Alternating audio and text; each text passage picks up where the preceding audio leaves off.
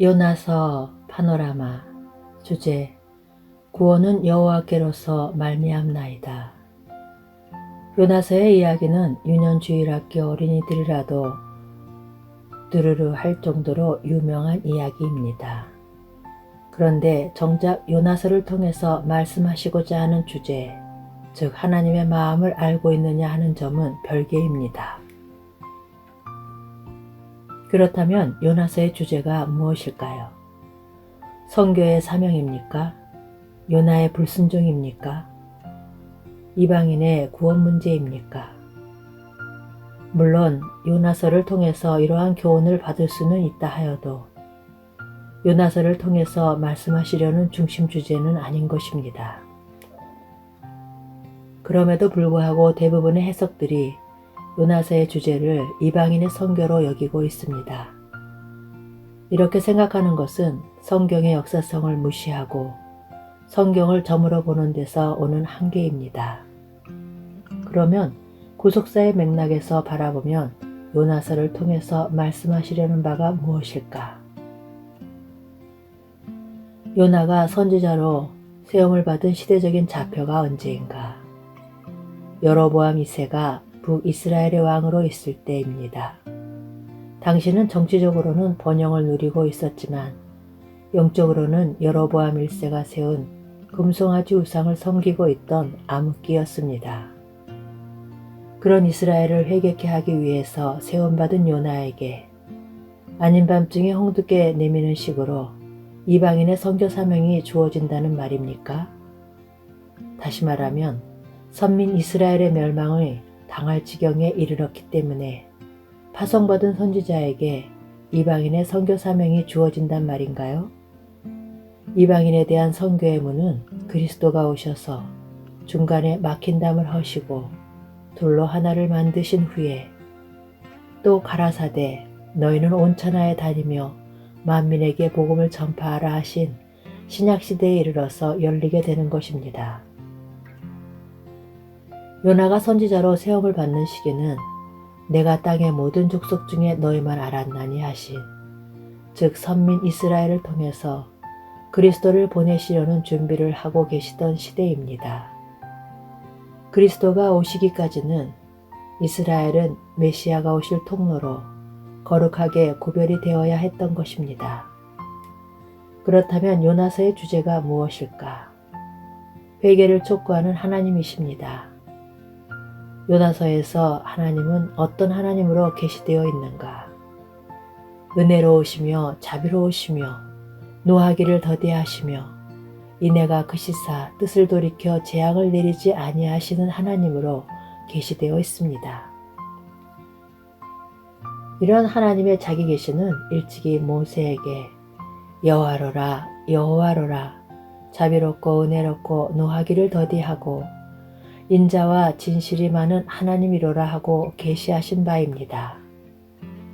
이와 같은 하나님의 자기 계시는 출애굽기에서 시작하여 민수기와 역대하와 느헤미야와 시편을 거쳐 요엘과 요나 선지자에게까지 이어져 내려오므로 성경의 축을 이루고 있는 중요한 하나님의 자기 계시입니다.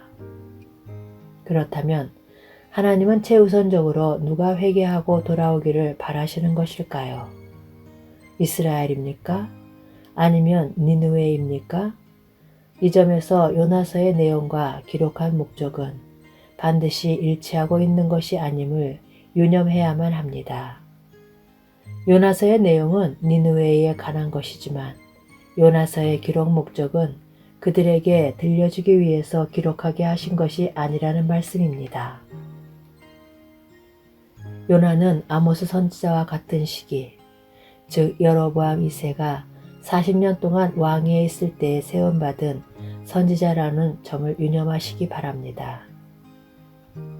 그러니까 하나님께서는 예루살렘 남방에 있는 드고아의 목자인 아모스를 부르셔서 북왕국 이스라엘로 보내시면서 이스라엘 자손들아 여호와께서 너희를 쳐서 이루시는 말씀을 들으라 하고 외치게 하셨고, 아미떼의 아들 요나를 부르셔서 니느웨로 보내시면서 너는 일어나 저 큰 성읍 니느웨로 가서 그것을 쳐서 외치라 하고 명하신 셈입니다.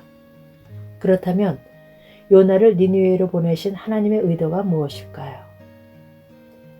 아모스와 요나는 다 같이 심판을 경고했습니다. 아모스 선지자는 너희는 여호와를 찾으라. 그리하면 살리라.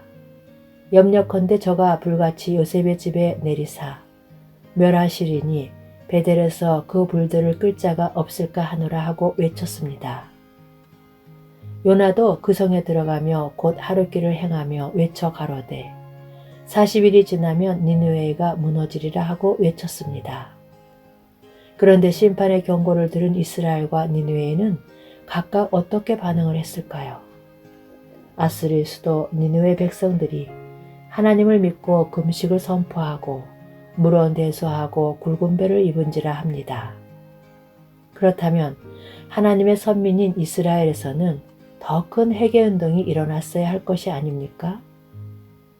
그런데 아닙니다. 아모스 4장을 보십시오. 하나님께서는 저들을 회개케 하시기 위해서 양식이 떨어지게 하였으나 너희가 내게로 돌아오지 아니하였느니라 하는 여호와의 말씀이니라. 한제로 회개를 촉구하셨으나 너희가 내게로 돌아오지 아니하였느니라. 풍제와 깐부기와 메뚜기 재앙으로 치셨으나 너희가 내게로 돌아오지 아니하였느니라. 연병으로 임하게 하였으나 너희가 내게로 돌아오지 아니하였느니라. 성은 무너뜨리기를 소돔과 고모라 같이 하셨으나 너희가 내게로 돌아오지 아니하였느니라 하십니다. 마지막으로 하나님은 이렇게 말씀하시는 셈입니다. 멸망받아 마땅한 이방 니느웨 사람들이 회개하는 것을 보고도 너희가 내게로 돌아오지 아니하였느니라. 아시겠습니까? 얼마나 답답하고 안타까운 일입니까? 이는 바울이 말씀한 바와 같이 멸망받아 마땅한 니느웨가 구원 얻는 것을 보고 이스라엘로 시기나게 하여 저들로 구원 얻게 하시려는 하나님의 긍휼이요 오래 참으심이었던 것입니다. 그러므로 요나서의 1차 독자는 이스라엘 백성들이요 이를 통해서 회개하기를 원하신 것은 선민 이스라엘이었던 것입니다. 그렇다면 요나서에는 문제에 대한 해답이 어떻게 게시되어 있는가? 이에 대해 주님은 이 세대는 악한 세대라 표적을 구하되 요나의 표적밖에는 보일 표적이 없느니라 하고 요나가 3일 3야 물고기 뱃속에 있다가 살아나온 이 사건이 예수 그리스도께서 장사한 지 사흘 만에 부활하실 것에 대한 표적으로 해석해 주고 계십니다. 그런데 여기서 멈춰서는 아니 됩니다. 왜냐하면 주님은 요나가 니느웨 사람들에게 표적이 됨과 같이 인자도 이 세대에 그러하리라 하고 말씀하시기 때문입니다. 그러면 요나가 니느웨 사람들에게 표적이 되었다는 의미가 무엇일까? 다시 말씀을 드리면 요나의 무엇이 저들에게 회개하지 않을 수 없도록 표적으로 작용을 했는가 하는 점입니다. 요나가 3일 3야를 물고기 배에 있다가 여호와께서 그 물고기에게 명하심에 요나를 육지에 토하니라 한 사건입니다. 니느웨에서 불가사의하다고 말할 수밖에 없는 거국적인 회개운동이 일어나게 된 동기가 무엇일까? 요나의 표적을 알게 되었기 때문이라는 말씀입니다. 요나가 하나님의 명을 거역하고 다시스로 도망하려 하였으나 하나님은 풍랑과 큰 물고기를 예비하셨다가 요나를 기어코 니느웨로 보내셔서 심판을 경고하게 하셨다. 이것이 사실이라면 40일이 지나면 니느웨가 무너지리라는 그의 증거를 미친 사람의 잠꼬대로 여길 수가 있단 말입니까? 이를 예표로 하여 주님께서도 인자도 이 세대에 그러하리라 하고 말씀하신 것입니다. 그렇다면 이 세대 사람들로 하여금 부인할래야 부인할 수도 없고 믿지 아니할래야 믿지 않을 수 없게 하는 결정적인 주님의 표적이 무엇이란 말입니까? 성경은 말씀합니다. 알지 못하던 시대에는 하나님이 허물지 아니하셨거니와 이제는 어디든지 사람을 다 명하사 회개하라 하셨으니 이는 정하신 사람으로 하여금 천하를 공의로 심판할 날을 작정하시고 이에 저를 죽은 자 가운데서 다시 살리신 것으로 모든 사람에게 믿을 만한 증거를 주셨음이라 하신 죽으시고 다시 사신 표적입니다. 주님이 죽으시고 장사 지낸 바 될 것이 요나서에서는 내 산의 뿌리까지 내려갔사오며 땅이 그 빗장으로 나를 오래도록 막았으나 하고 묘사되어 있습니다. 그러나 부활하실 것이 나의 하나님 여호와여 주께서 내 생명을 구덩이에서 건지셨나이다 하고 말씀하면서 구원은 여호와께로 말미암나이다 합니다. 예수 그리스도께서 사흘 동안 무덤에 계시다가 다시 살아나신 부활 사건은 요나의 표적보다 더 큰 표적이었던 것입니다. 그러므로 주님께서 죽으시고 부활하시고 심판주로 다시 오신다는 증거를 듣고도 믿지 않는다면 심판 때에 니느웨 사람들이 일어나 이 세대 사람을 정죄하리니 이는 그들이 요나의 전도를 듣고 회개하였음이오니와 요나보다 더 큰 이가 여기 있으며 하시는 것입니다. 그러므로 그리스도의 증인으로 세움을 받은 증거자들은 예수는 우리 범죄함을 위하여 내어짐이 되고 또한 우리를 의롭다 하심을 위하여 살아나셨느니라 한 십자가와 부활에 초점을 맞추어 힘있게 증거해야 마땅한 것입니다. 이렇게 할 때에 형제들아 우리가 어찌할꼬 하게 되는 것입니다.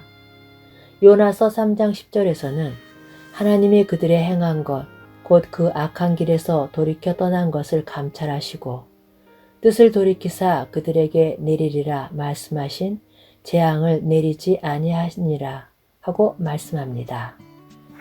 이런 맥락에서 요나서 2장은 회개하는 기도로 등장합니다. 그 기도는 이 사건을 단순한 육체적인 문제로만 보고 있지 않다는 점입니다. 다시 말하면 물고기 뱃속에서 살려달라는 애원이 아니라는 말씀입니다. 물이 나를 둘러쓰되 영혼까지 하였사오며 하고 영적인 문제로 보고 있는 것입니다. 그리고 회개하는 요나의 기도는 구원은 여호와께로서 말미암나이다 하는 성경의 대주제로 마치고 있는 것입니다. 그러므로 요나서의 주제는 회개를 촉구하는 하나님의 구원 초청이라고 말씀드릴 수가 있는 것입니다. 그렇다면 누가 회개하기를 기대하고 계시는 것일까요? 제일 먼저 요나 자신입니다. 요나서에서는 선지자가 하나님의 명령에 불순종하고 도망가는 초유의 사태가 벌어지고 있는 것입니다. 요나서에서는 풍랑도 물고기도 박넝쿨도 심지어 벌레도 순종하는 모습으로 등장하고 있습니다. 그러나 하나님의 종은 불순종하고 반대 방향으로 도망을 쳤던 것입니다. 다음은 이스라엘입니다. 요나서는 내가 아끼는 것이 어찌 합당치 아니하냐 하는 말씀으로 끝맺고 있습니다. 하나님은 회개하는 니느웨를 아끼셨습니다. 그러나 하나님은 니느웨보다도 이스라엘을 더욱 아끼셨습니다. 그 아끼심의 정도가 내가 땅의 모든 족속 중에 너희만 알았나니 하신 말씀을 통해서 나타납니다. 요나서는 하나님의 백성들의 회개를 촉구하기 위해서 기록되었습니다. 하나님께서는 요나서를 통해서 완악하고 패역한 이스라엘을 향하여 이렇게 말씀하고 계시는 셈입니다. 저 이방인의 성 니느웨를 보라.